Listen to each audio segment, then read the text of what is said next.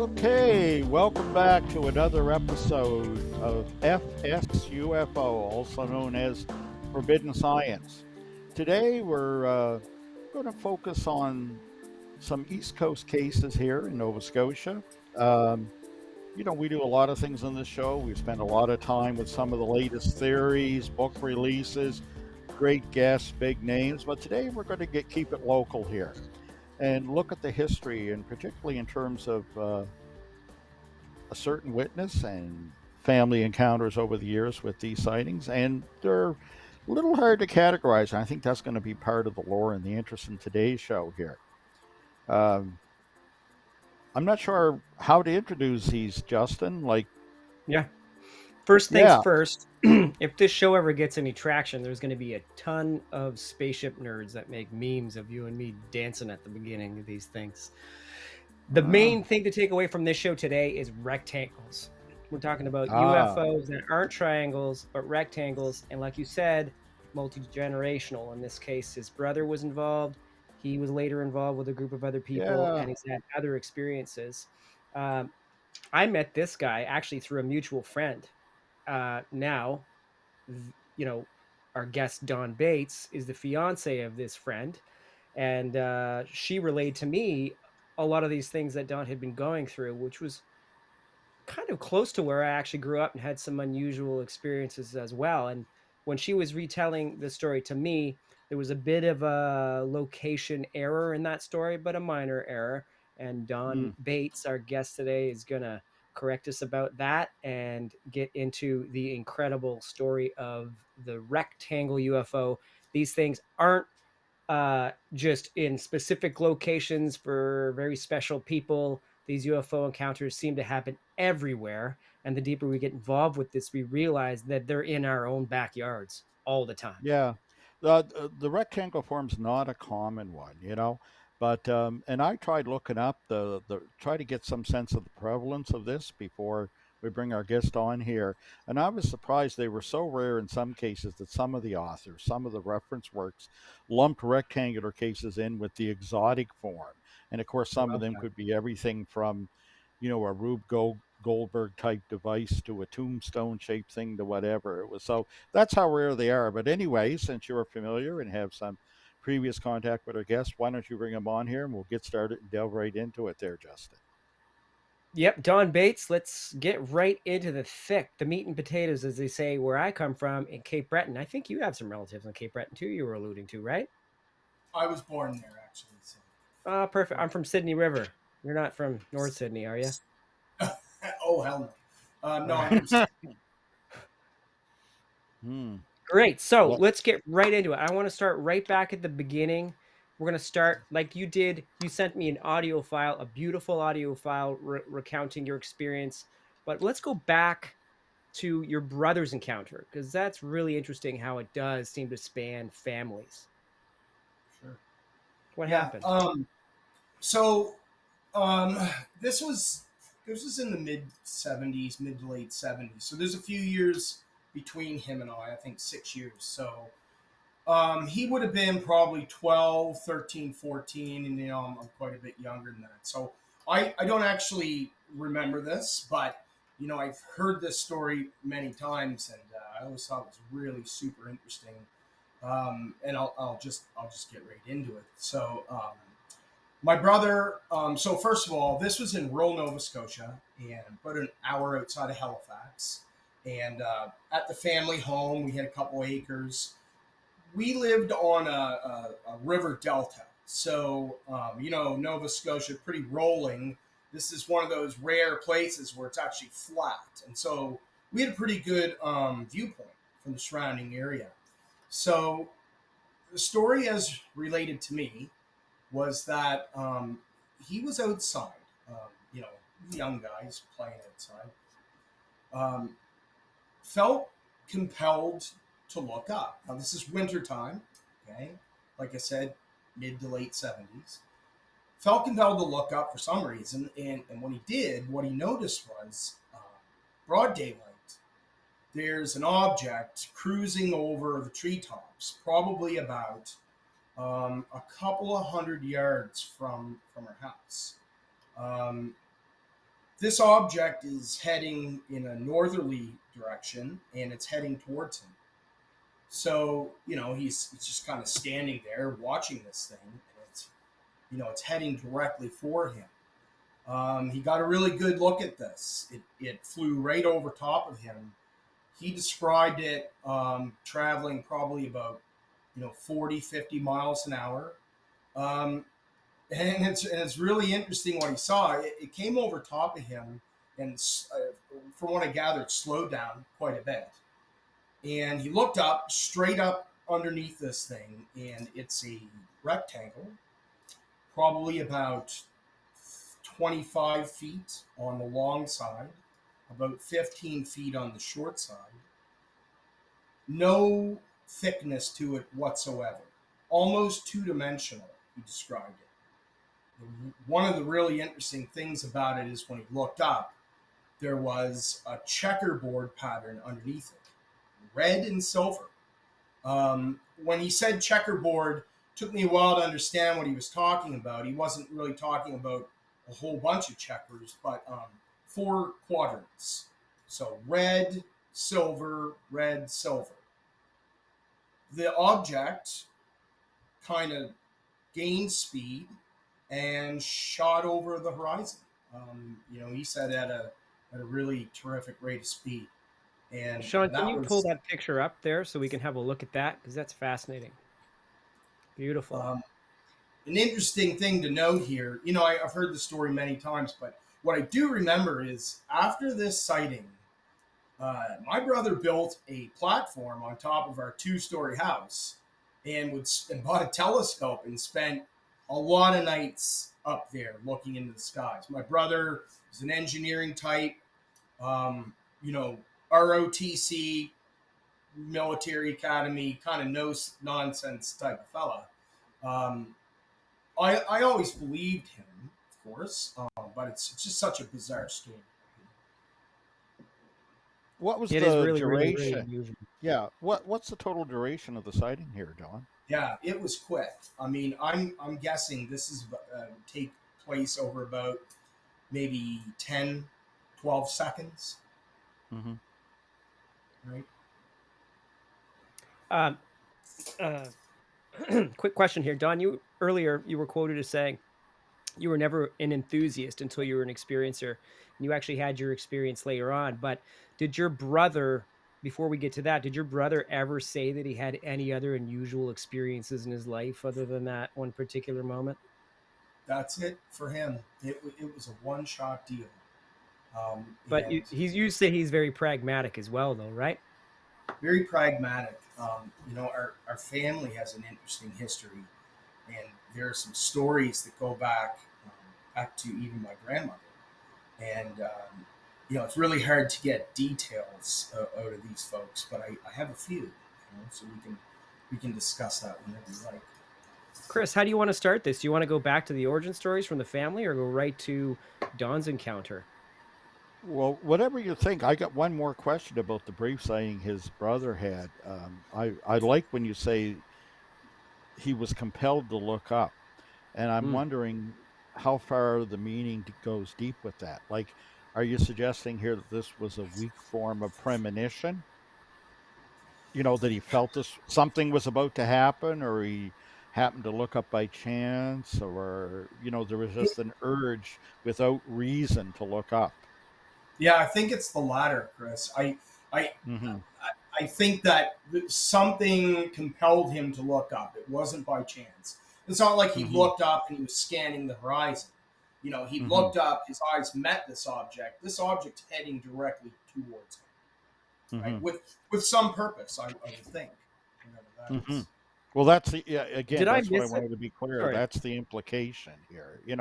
And I think that's very interesting because I see this. Sometimes it can be mild and it can be strong, but even with just a very articulate, credible sighting like that, it's often a feature. But yeah, Justin, where you want to go, because it sounds like it's all going to be good. It's all good stuff here. It sounds like. Yeah, and I maybe I missed it, but did you say it was a day or a night sighting for him? Broad daylight. So he could clearly make out the different colors Yeah, during the daylight hours. yeah. No Oh yeah. sound. no No sound, sound. Yeah. nothing. Wow.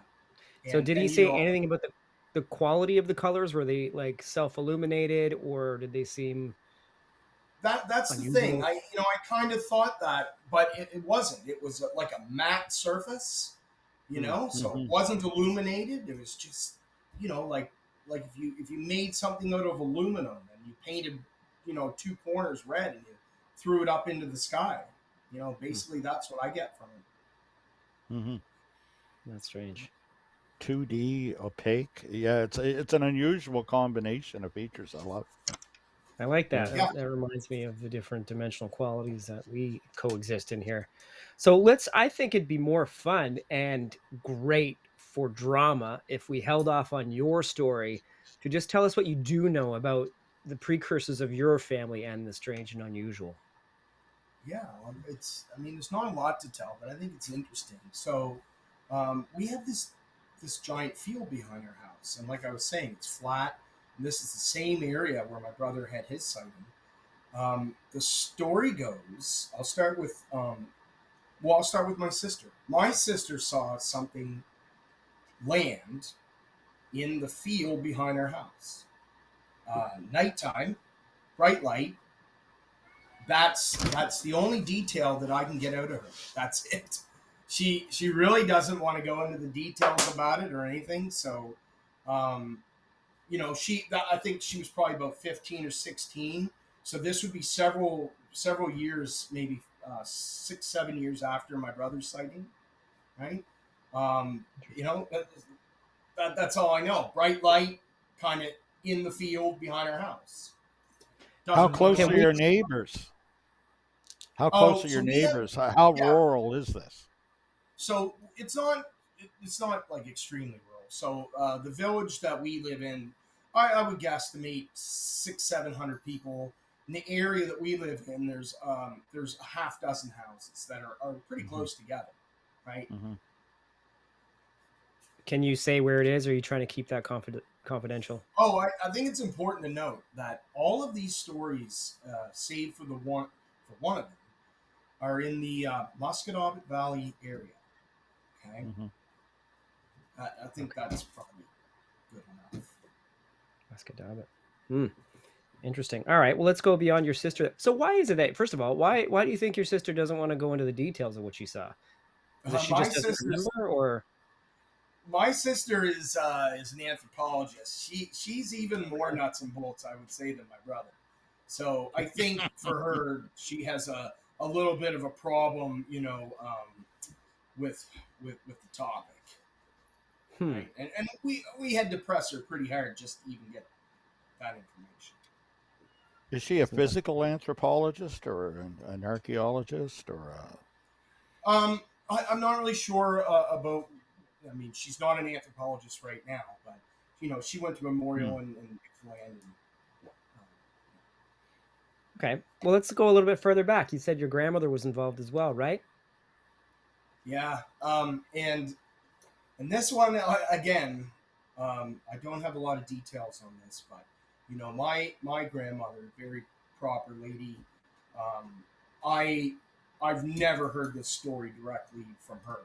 This story came about through my brother, who got that information a long time ago. And I want to make a correction. When my sister saw that, I said she saw it land, but that's not true. It was my grandmother that saw it land. So my grandmother saw, and this is probably going back, this would be in the 60s, I think. She actually saw an object physically land in that same field behind her house. And so that field, um, there's a gully about maybe 100 yards from her house, and then that field extends maybe a quarter mile to the tree line. So in that same very field, in that same area, she actually saw something land. And again, that's all the information I was ever able to get out So of her. if she was the one that saw it land, and what did your sister see? So she just saw a light in the field, Okay. same field, bright light, and I believe both of these were nighttime sightings. Okay. Chris, is there anything you want to add before we get to the fascinating, the freaking crux, cream of the cream here, his sighting with the group of people in a car with him? Just yeah, I'm looking forward to that because I have some inkling of what's coming here, and I'm very much looking forward. But a couple things about the 76 time frame. Um, I can't say that I found a lot of other like rectangle sightings here in North America, but there was actually a small wave of them in Eastern Europe at the time, where there were other sightings. Now, some of them were generally similar to what your brother reported, but some were exotic in that they would be a rectangle, but they would have weird protruded, you know, structures coming off them in the corners or something. There'd be additional features. Nothing quite that plain. The other thing, Justin, that just popped in my mind when I look at 76 February, this is the time. Remember, I talked to you about the band of light that went across the sky, like here in Metro, we were underneath a photocopier or whatever, and the band of light went across. I was driving somebody home. I was working as a taxi driver then, and I Hmm. was out on the Waverly Road. It's that same time frame, and again, that was an unusual, weird sighting. So, just to give it a context, remember this is the time when we're getting multiple reportings of craft that looked like almost like the what they used to call the Eagles in the science fiction series 1999, those three section things like in the Sackville case and that. But I've not heard of any other rectangles. But like I say, there was a small wave when I looked it up in Eastern Europe at the time, and that's about it. And I'm looking forward again to that. But I know myself, I had that strange sighting of that band of light that went across the sky, and it was just like when you see the fluorescent tube move in the old photocopiers, and it went horizon to horizon. This would have been about 2 a.m. in February 76. Hmm. But anyway, Yeah, yeah, interesting. no, I'm looking forward to Don's story here on the very much so. Yeah, I don't, as you know, as far as rectangles go, it is unusual. But I mean, Yeah. you did 1976. You were investigating UFOs in Lower Sackville, Chris. Well, not in 76. I Not wish in I had. 70. Sorry. I wish I had at the time. Yeah, in '93, I looked into Right. cases in '76. Yeah, and again that time frame. And like I say, what we were seeing in mainland Nova Scotia at the time, there were many reports of, from Windsor. I don't think toward the Musquodoboit Valley, but of these three section things that kind of look like the Eagle in the old series 1999. There was lots of sightings of that. Some of them by RCMP officers on night duty. But the rectangle that Don's brother saw, like I say, there was quite a rash of them. Of generally, I mean, they may not have been exactly the same, but like I say, rectangles are so rare. But there was a little rash of them in '76 in Eastern Europe. I found so, but that's about it. Well, we don't want to take any more of his time because I want to hear his story because I know that's good about. Yeah. Okay, and I know our producer Sean here is going to put this picture up of the rectangle UFO as you get into this. So there it is. Wow. I mean, the first time I saw this, your fiance Amanda sent it to me, and my first response was, "Wow, that reminds me of exactly the color of the UFO that I witnessed near Shag Harbor in 2018 looked like this electric blue." So I contacted you right away. I said, How did you, did it seem like this?" And I'm going to let you describe it. Let's start right at the beginning. What happened? How did we even get to this location to have the sighting? Yeah, sure. And I just want to say right up front, I'm in the software industry. I'm a pretty nuts and bolts guy myself. Um, two kids, two grandkids, two cats, two dogs. Um, Enthusiast after I was a witness is kind of how I describe myself. Hmm. Uh, I never wanted to see these things, and when I've heard a lot of UFO stories, I've always considered them to be plausible. My brother's story just kind of blew my mind, and I never really knew what to think of that. So for me to see one, the same type of thing he saw is really incredible, and it made it really hard for me to tell him because really he was the only one that I really could talk to about these things, and I thought for sure he would have trouble believing me, but I wasn't alone, and he actually spoke to the other witnesses as well. So I'll just kind of start at the beginning. Yeah. This is 1997 ish, summertime. At the time I'm living in Halifax. I'm working there. Um, there's a get together out in the country in the Musquodoboit Valley. Where I grew up. That my best friend and I we decided to go to. Picked up a couple, friends of ours on the way. Go to this party. I have a couple beers, no big deal. Stayed pretty late, probably about 3 o'clock in the morning. Now, this area it's in the Musquodoboit Valley area. This would be a little outside of the main village, so a few miles out. So summertime, totally clear night. Now, um, not a cloud in the sky, right? It's one of those crisp nights, no moon.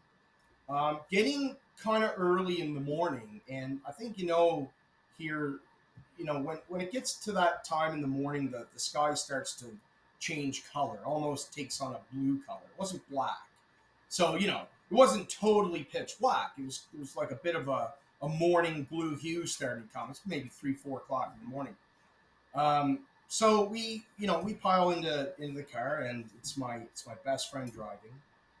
I'm in the front passenger side, and there's a couple in the back, and we're going to take these two, the couple home, and they live even further out. So they live probably about 10 or 15 kilometers from where we're at, and beautiful area. It's very rural out in this area. It's just big farms, big open fields, that type of thing, and very twisty road, and then the road kind of straightens out, and it's probably a couple of kilometers long of just a straight flat road with a tree line on either side, maybe about a quarter of a mile. I know I'm switching back and forth to metric and imperial here, but it's just the age I grew up in, and I'm not really paying attention. I don't know what I was doing. I was looking out the window or something, and the guy driving, all of a sudden, he says, like, what the hell is that thing?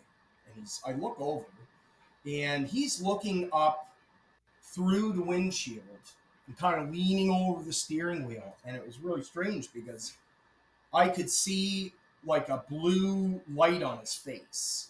So, right away, I knew that there was something kind of strange going on. So, I'm also in the front passenger side. And so, I kind of crane my head over to look to see what's going on. And I catch a glimpse of this object.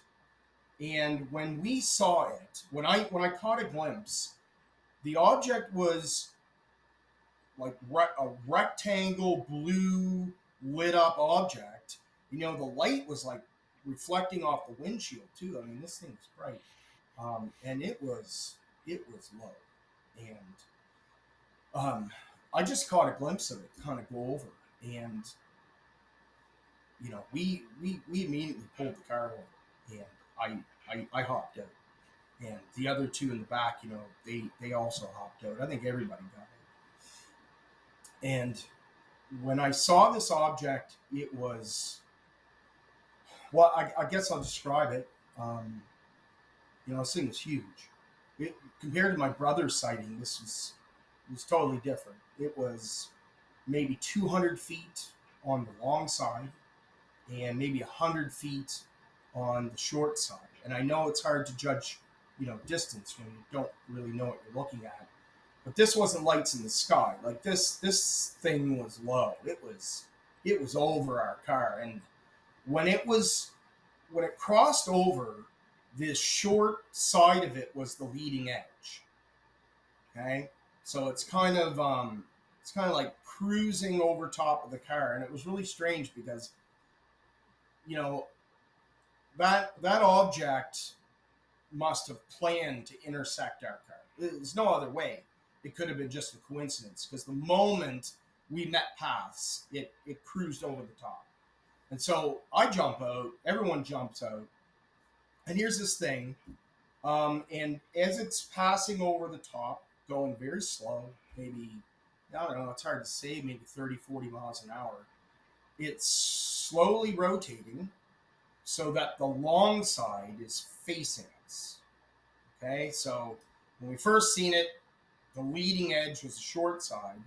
When it passed, as it passed over us and continued to go over like into the field beside us, it was the long edge that was facing us. Um, so I would estimate that this thing was probably several hundred feet off the ground, but not any more than that. No noise. When and when it went over, we were directly underneath this, and I looked up. We all looked up, and underneath this thing, it was lit up like you can see my picture that I drew there, kind of rough picture, but blue and green and some orange kind of circulating underneath it. It looked electrical, and I don't know why I say that because there was no noise, there's no frame of reference. I just got that impression that it was some type of electrical discharge that was happening. Um, it lit up the field pretty bright, and this thing parked itself right over top of the farmhouse that was off the road.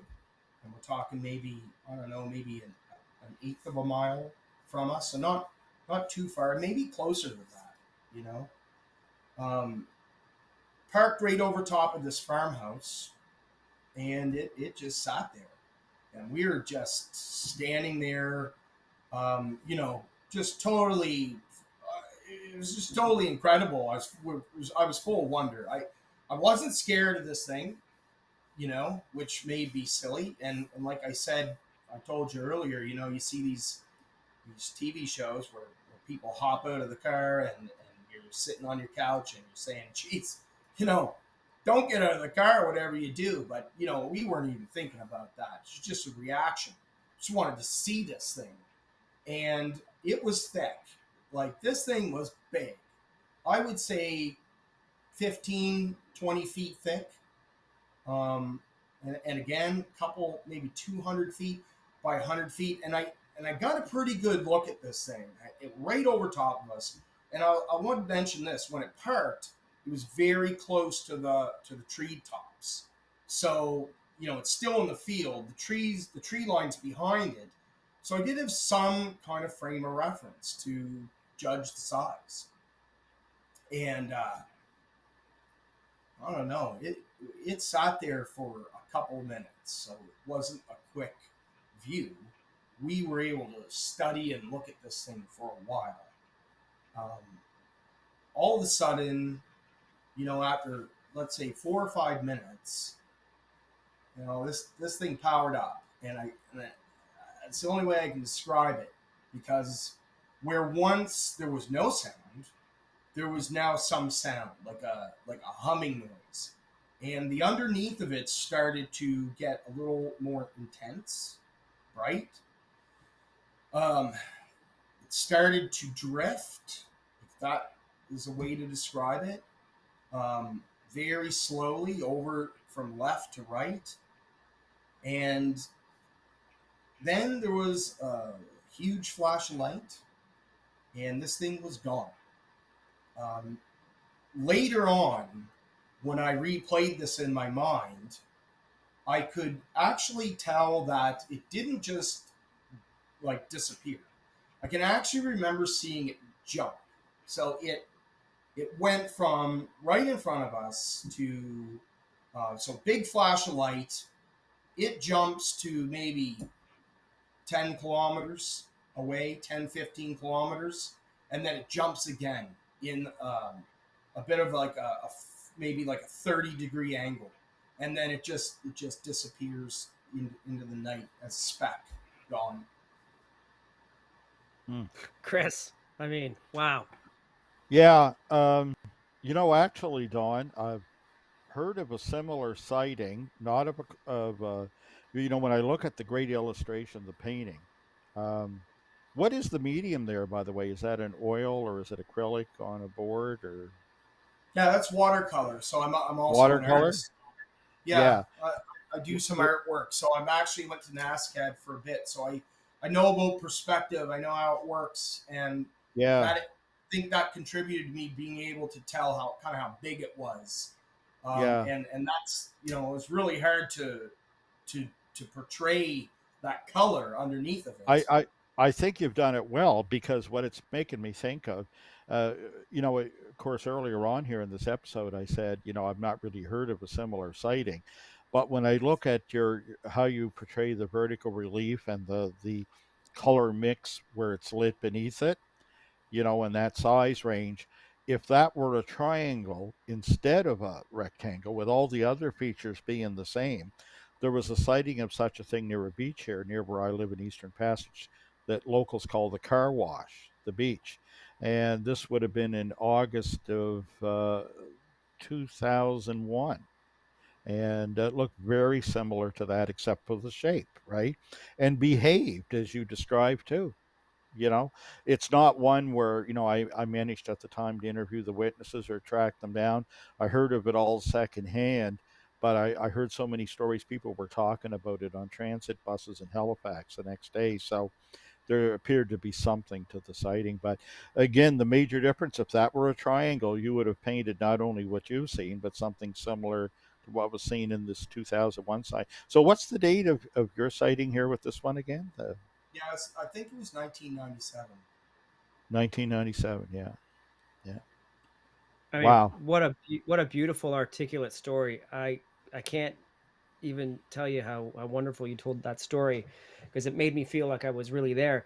When you saw this thing over that field and over that near that farmhouse, in relation to the size of the field, what are we talking about in size of the UFO?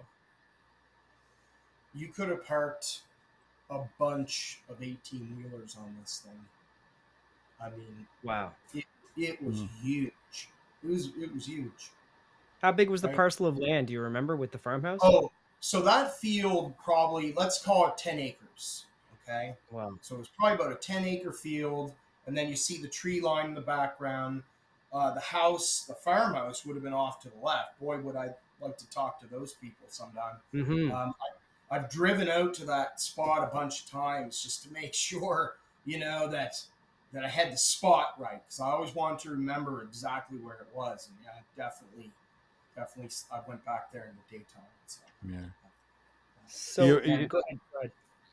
yeah. You really did put us there. I love the artwork, and when you combine it with your with the story itself as you've told us, I mean, when I picture the time of day and that, just that first hint of light in the sky made me think of the Bruce Cockburn song, "We kick at the darkness till it bleeds daylight," and that colored blue, it just it puts you there. Like, were you at all? Was it at all frightening? When you got out of the car and you're standing there by the road, like no, just, that's just that's the thing. yeah, I didn't feel anything except wonder, you know, yeah, um, yeah, and awe. it made me Mm. kind of go into research mode myself, and there's two really interesting stories that I've heard about these rectangles that, and I was actually heard them on other podcasts, and I was actually in contact with one of the ladies. She described hers as a bug zapper laying on its side. Okay, when Huh. I heard that on this podcast, I thought, Mm.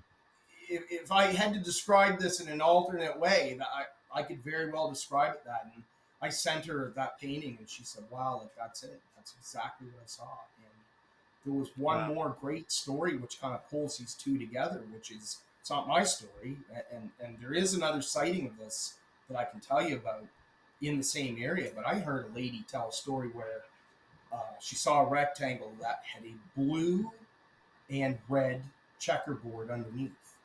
And so it makes me wonder if, the red and the silver and the blue are kind of somehow, related to each other. Maybe, different modes, if you will, Mm. on the bottom of this thing. And, I can relate one more story to you about this rectangle, unless you Please have more do. questions. No. Please One tell the sec, just story. before we do that other story, I No have one rush. quick question. I think I asked you personally, but it'd be nice for the engagement with the audience here. Did you recognize any loss of time at all? I was really aware of that, you know, because I'd heard a lot of stories. There was no loss of time. Okay. No, none. I can attest to that because when I got home, I checked the clock just in case, and everything seemed to kind of fit. Now, one interesting thing I guess about that is that my best friend who was driving, he has a different story. Um, he Ah, doesn't remember the rectangle. He remembers a light in the sky, which you know it's really crazy because I've talked to the other two. We all saw exactly the same thing.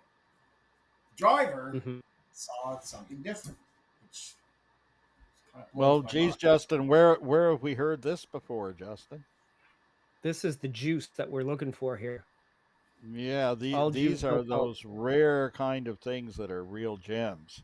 Yeah, I mean, we've certainly heard this before, Don. You know, Yeah. um, yeah. Anyway, What do you call I this? really don't know how Transformative. I don't know how he couldn't have seen what I saw because it Mhm. was so low and so huge, and we had such a long time to see it. You know, I Reality don't know, transformation.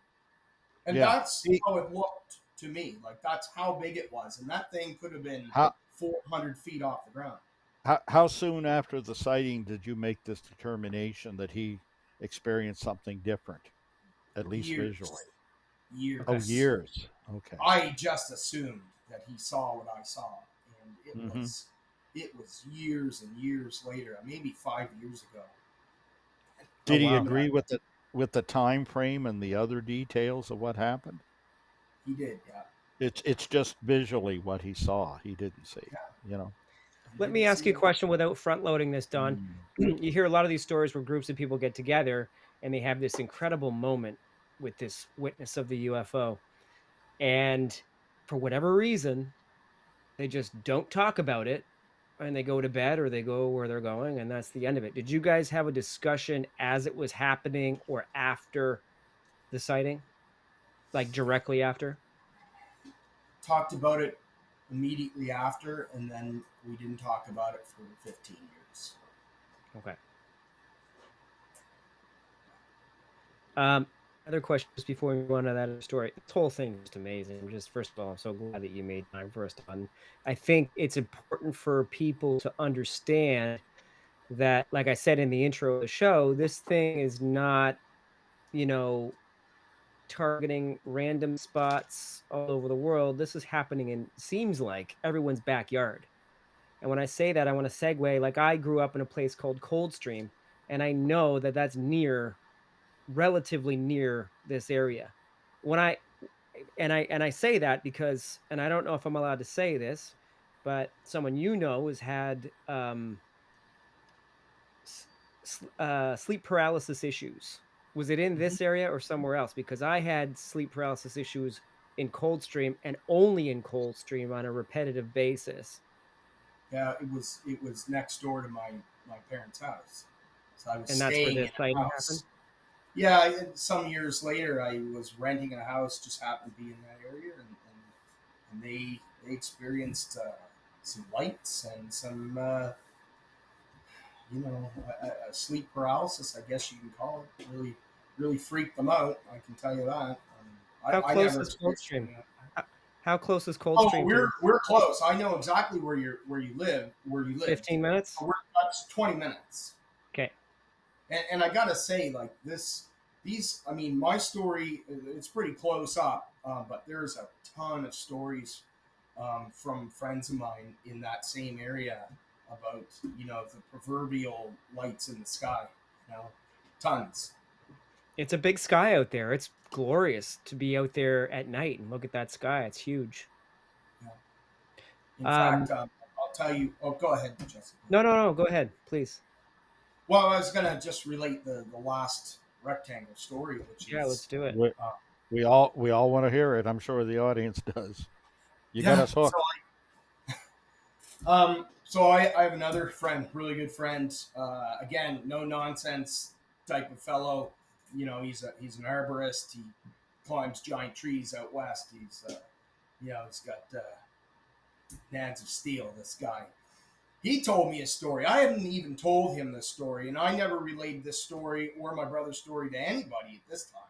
And this is probably, let's call this 2000, 2005, maybe, in that time frame. He's in the Musquodoboit Valley at a party, decides to step outside to have a smoke with a young lady. Giant black rectangle goes right over their house. Low. He said, it was hard to get details out of him. I don't know kind of, what he thinks about that, but I certainly was listening. So this thing was not lit. It was one of those sightings where he inferred its size and shape because of the way it was blocking out stars. And it was a starry night, like I said, out there. No, not much light pollution. It's very dark. So they saw a giant rectangle float over top of their house, which is the house they were in was really rural and alone. There was no neighbors, and that thing went over top. And he told me that story.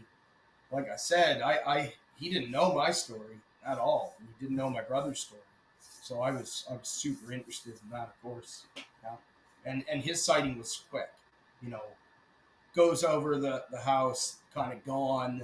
They're kind of left, kind of scratching their heads. I know this is a show about you, but I have to just mention that when I was having my sleep paralysis out there in Coldstream, I would often it would often be preceded by a humming. And you hear this a lot, right? When people are having these cognitive issues and sleeping and such, it's often accompanied by some sort of acoustic, generally generated by your mind or whatever in that state.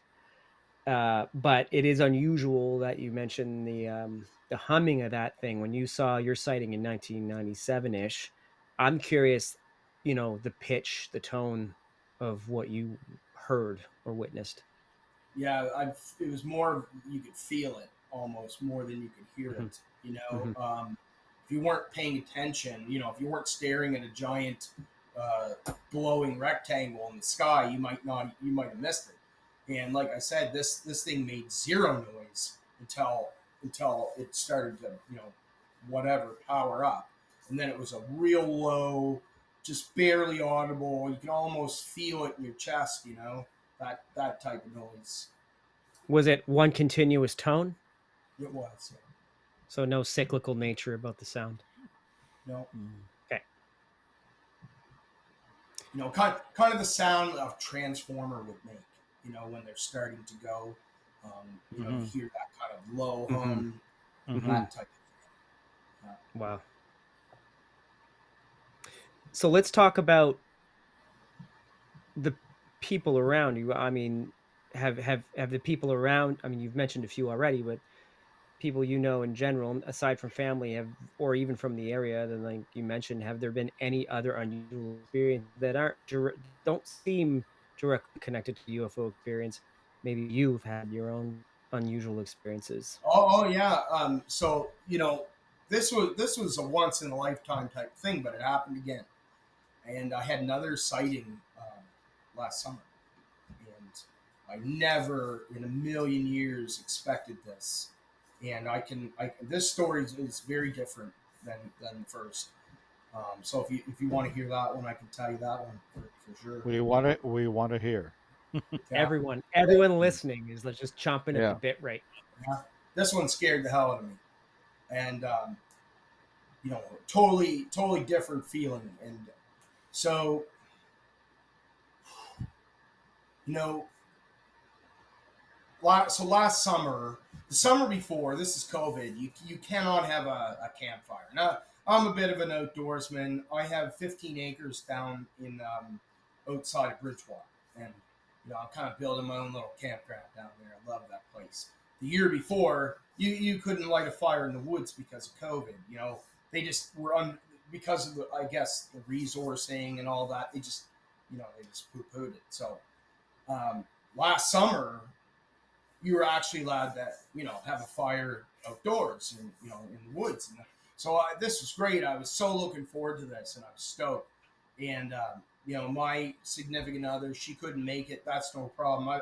I spent a lot of nights in the woods by myself, and like I said, after this sighting, I never had any fear of anything. And we I can tell you another story too. We have my family's 100 acres, way up in the middle of nowhere, and I frequently would spend the night down there by myself camping. I built a camp down there, not a problem. Just doesn't bother me. So real excited to get down there, throw the dogs in the truck, get down to the property, get a good fire going. So this 15 acres, it's along a river, and what I had done is I had an excavator come in and kind of clear all the scrub out and just leave the big beautiful trees. Brought a bunch of fill in, really nice. So it was like from where I was standing at the fire, I could see the fire in front of me, and then there would be a tree line, maybe let's call it 300 feet in front of me, and then there was a river on the other side of that tree line, right? Now these trees down here are big, so they really obscure your view on stuff. So I get a ripping fire going there, and I'm just having a great time. Cook the meal, having some beers, dogs laying by the fire, everything's great. It's getting late, maybe 1, 2 o'clock in the morning, and that's when this happened.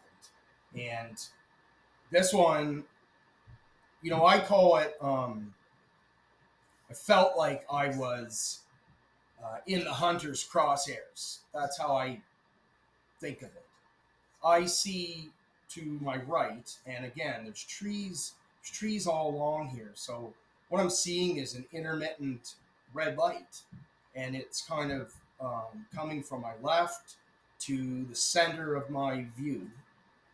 And this thing saw me. This thing was here to see me, and I know this because there's only one place that this thing could have stopped where I actually could have got a good look at it. So there's big trees, and then there's a dip where there's just no trees. And from my viewpoint, let's say it's a couple feet wide. How I would look at it. This red light looked like a 10-foot across beach ball or something.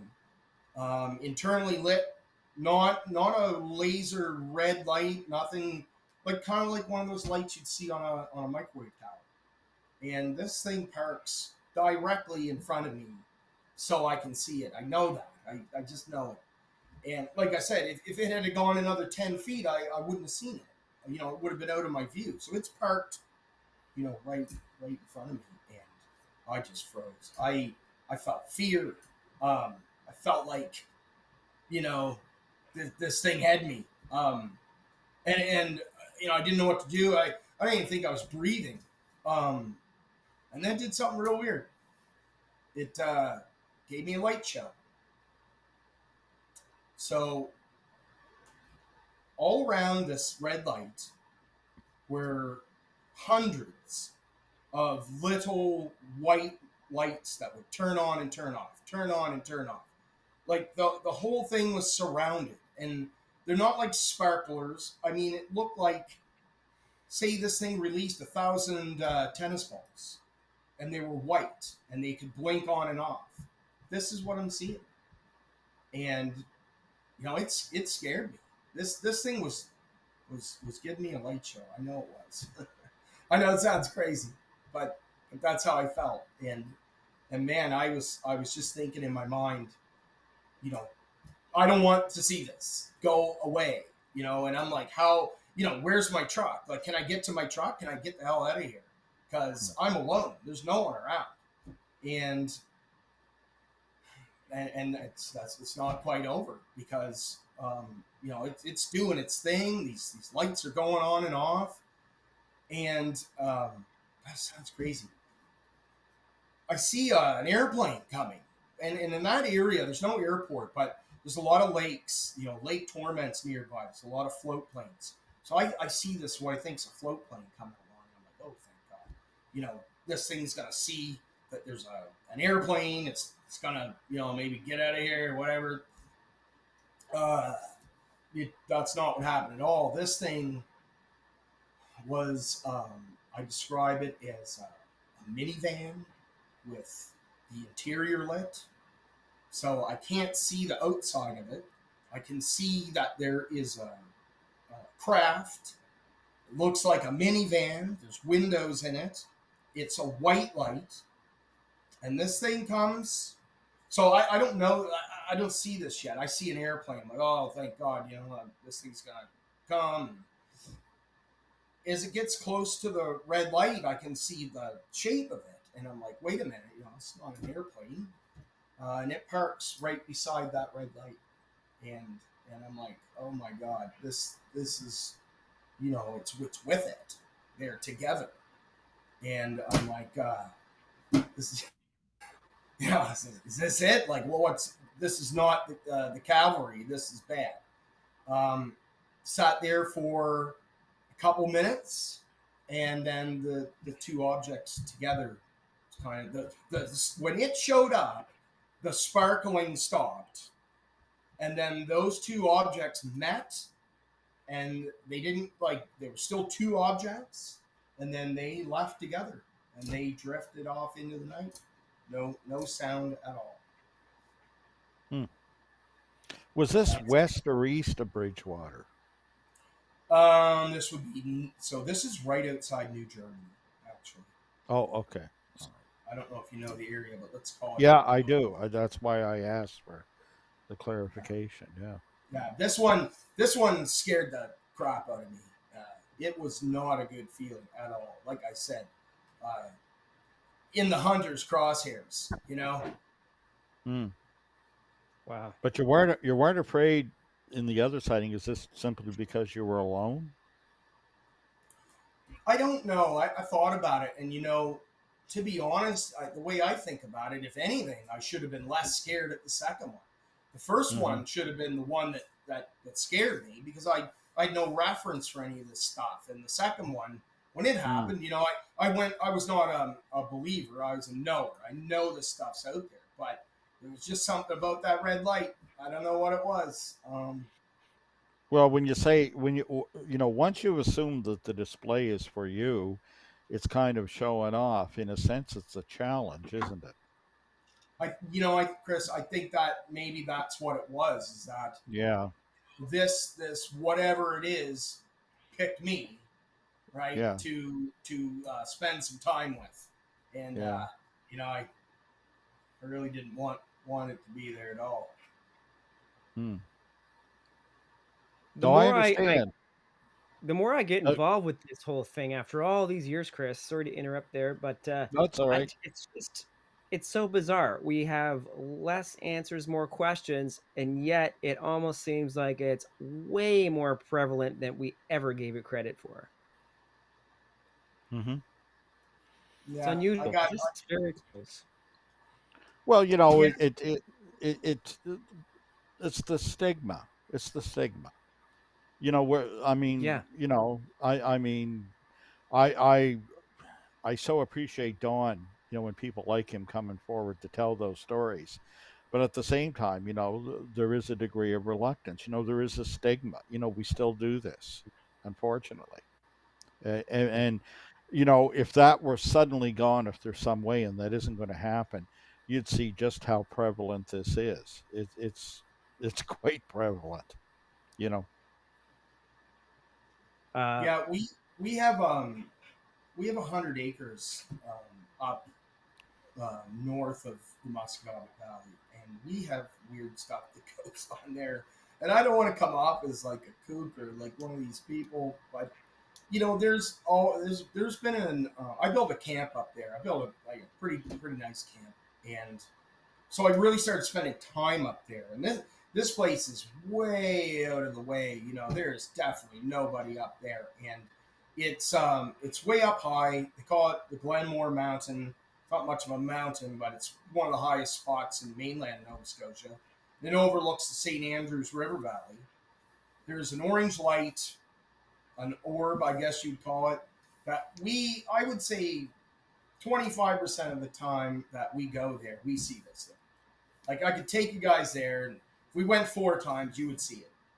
Um, it, I always thought it was just an airplane. Uh, of course, there's no flashing lights. I don't know why I thought that. I guess I kind of hoped that. It's like those orange street lights that you would have installed in your yard, to light the place up. That exact color. And this thing will come out late at night, and not even above the horizon, below the horizon, will trail over to the left really lazily and slowly. It'll trail to the right and disappears. It's gone. And then you might see it come back in an hour, trails to the left, trails to the right. I never really thought too much about that, because I'm thinking, what are the chances that I have like some other sighting? But we had a close one with it down in the woods. We do maple syrup, so down over the hill, we walked down maybe 25 minutes.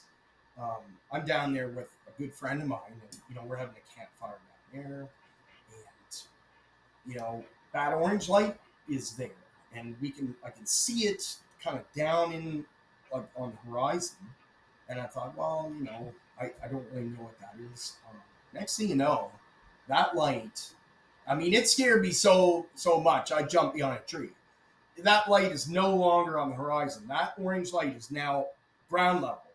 And it's maybe, I have no idea, but I would say a couple 100 yards from us, like a basketball. And I'm thinking to myself, it's not moving. It's kind of there. And I'm thinking, is that somebody's light, on their house? Like, those street lights. And I've done a lot of research in that area. And I'll tell you this, there's nothing back there. There's no houses. Yeah, I have a question, Don. When it's near ground level, does it give any illumination to what it's near? No, No, none. nothing. Yeah, I've heard that. That's very often. I mean, even, Justin, from the Smith Brothers sighting to any of those orange orb sightings, Mm-hmm. witnesses say all the time, I could show you, Don, in many reports, it's a very common feature that they say, it did not get it. The object, though brightly lit orange or whatever, did not illuminate anything around it. It gave off no light. You could simply see it. Yeah. That's a very, very Mm-hmm. common feature here in Nova Scotia. Well, it Yeah. smells a lot of the brown mountain lights in the States, or the Min lights, I think, in New Zealand or Australia. It's a Mm. phenomenon that happens there all the time. People are out there nightly watching these things come and go, right? Mhm. It's there. Man, It's there so much that I don't even pay attention to it anymore. well, I just try to ignore it. Hmm. And well, my Chris, friends. Oh, go ahead. Sorry. no, finish your thought there. Sorry. Oh, just one more. I mean, a friend of mine spent a night at my cabin down there by himself, and he says that they buzzed the camp. He was Wow. kind of freaked out. He said it came right over the camp. I've never seen that, but I'm not surprised, really, to be honest. Well, Don, I hope you were serious in saying that maybe, if we came down there, we could see something. We may have to have a little side expedition at some point, Chris. Um, Well, I know what it's. Tell me, are the bugs as bad as Moose Land when you go in there? The bugs aren't as bad as Moose Land anywhere on the planet, I don't think. No, no, I know because I've been to. I used to go to the camp there in Moose Land, and oh my, oh and my. there's the music, guys. I got to tell you, this is one of my favorite shows we've done yet, and it all Yeah. happened by what? By happenstance, synchronicity. I happen to know your fiance, and here you are telling this incredible tale of right in my backyard, where I spent many years out in the woods and had no idea this was going on. I thought the stuff that I was dealing with was isolated, as minimal as it was. John, I mean, thank you for coming on. It was amazing to Yeah, talk and hear your yeah. stories. Thank you. Chris, There's final not. thoughts? Yeah, there's nothing in it for the witnesses. I thank Don and all those like him that are brave enough and kind enough to share their story with us. It gives us the energy we need to continue. And hey, you proved something, Don. There's life after high school. Hey, thanks for having me, fella. It's been a pleasure. It's been a pleasure. For everyone out there, thank you, Don. For everyone out there, don't forget to like, subscribe, and comment FSUFO Cast on Twitter and Instagram, and look for us on YouTube. You'll find all these episodes there. A new podcast coming to Google Play and Apple soon. Hit all those like buttons and subscribe, because that helps us keep the show in outer space, but our feet planted firmly right here on planet Earth. Good night.